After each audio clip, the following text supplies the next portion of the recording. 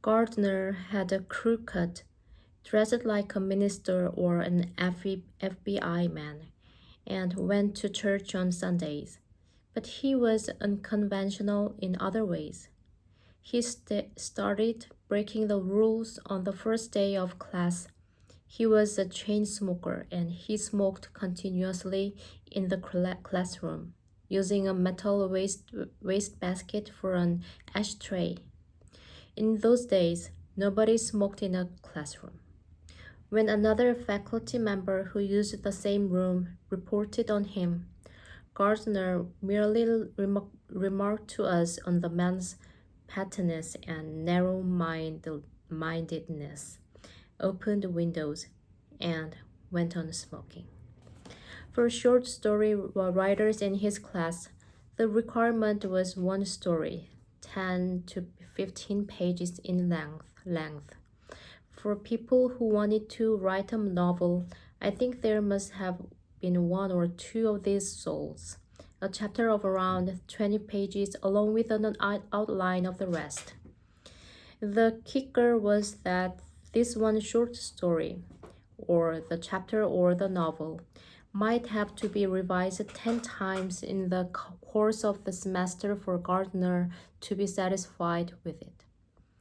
It was a basic tenet of his that a writer found what he wanted to say in the ongoing process of seeing what he'd said. And this thing, or sing more clearly, came out through revision. He believed in revision, endless revision. It was something very close to his heart and something he felt was vital for writers at whatever stage of their development. And he never seemed to lose patience regarding a student's story, even though he might have seen it in 5 previous incarnations. I think his idea of a short story in 1958 was still pretty much his idea of a short story in 1982.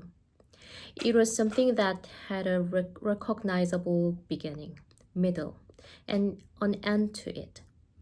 Once in a while, he'd go to the blackboard and draw a diagram to illustrate a point he wanted to make about rising or falling emotion in a story, peaks, valleys, plateaus, resolution, denouement, things like that. Try as I might, I couldn't muster a great deal of interest or really understand this side of things, the stuff he put on the blackboard.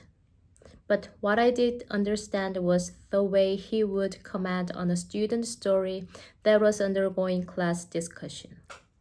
Gardner might wonder aloud about the author's reasons for writing a story about a crippled person, say, and leaving out the fact of the character's crippledness until the very end of the story.